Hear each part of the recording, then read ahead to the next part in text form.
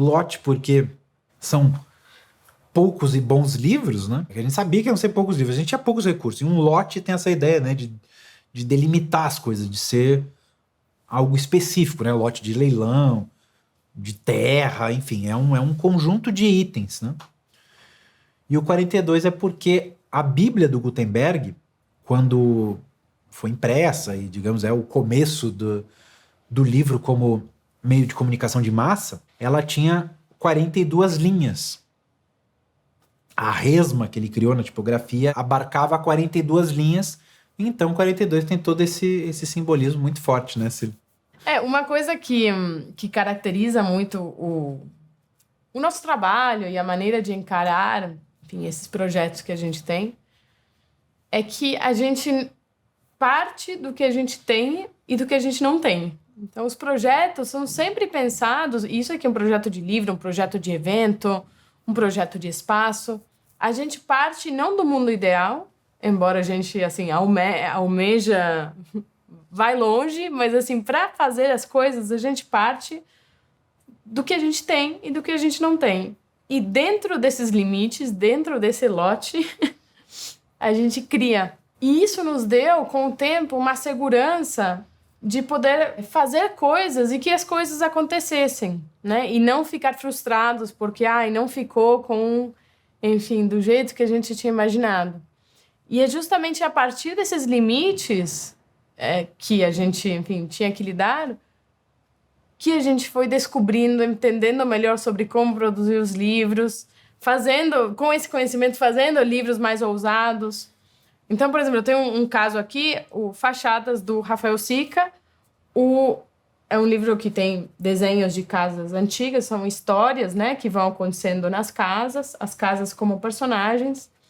A gente achou divertido fazer uma sanfona, porque daí ele se abre e vira uma rua, né, enfim, uma rua cheia de casas, de uma cidade que pode ser qualquer uma, como diz a quarta capa.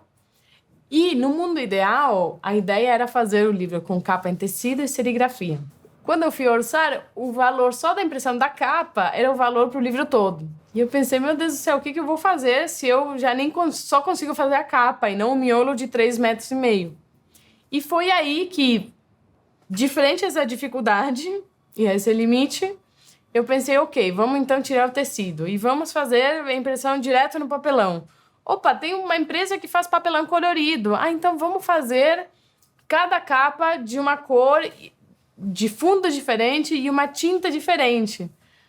Então daí ficou um livro cujas capas, cujas fachadas vão mudando.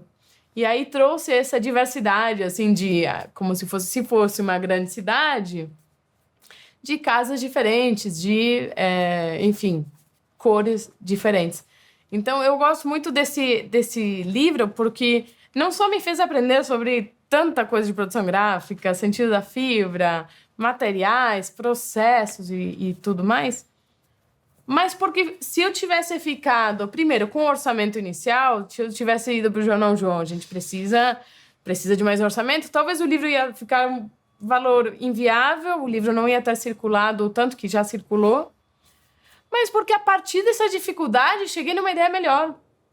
Então, assim, eu costumo dizer, não se deixa intimidar pelo obstáculo, pela primeira barreira que vai aparecer, porque aparecem várias ao longo do caminho da publicação de um livro.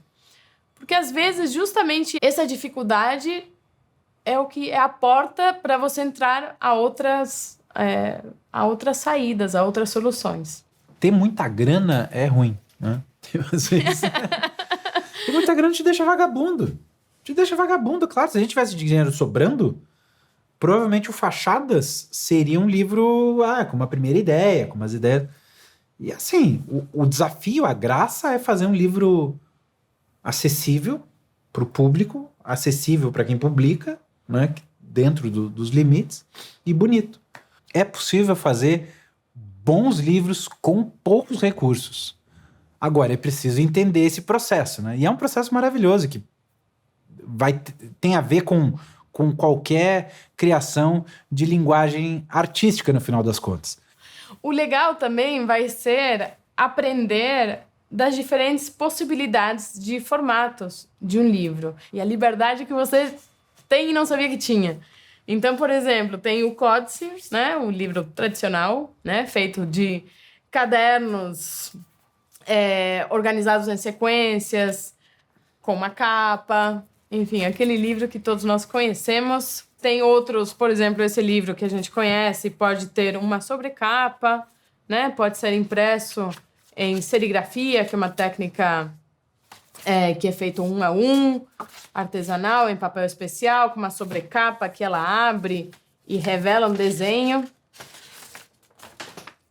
Por exemplo, um livro pode vir em formato de cartas, por exemplo, com os textos soltos, como se fossem mesmo cartas enviadas de algum lugar distante, né? Por que não?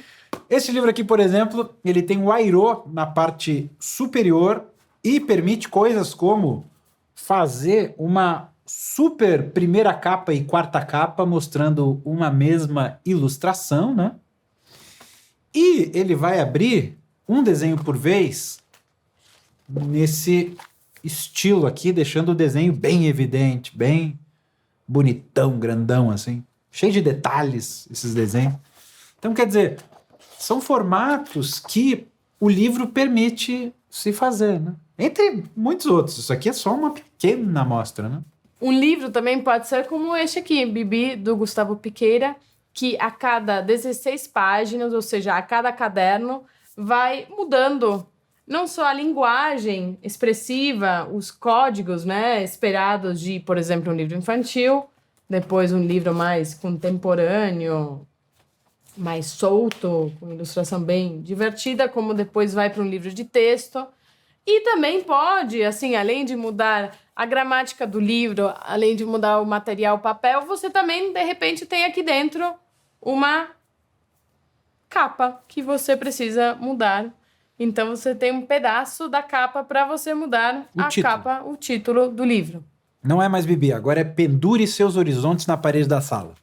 E se você continua lendo, você tem outra aqui, outro título para você mudar a capa, e que é um título mais complexo, assim, são apenas reticências com todas as informações aqui do título, editor, autor, completamente desconstruídos e soltos. Então, isso é possível num livro impresso. Fazer parte desse veículo de ideias que aspiram à eternidade é algo empolgante. É algo que vale a pena. Acho que todo mundo tem direito a se publicar. O Antônio Cândido falava do direito à literatura. Eu acho que dá para se falar no direito à publicação.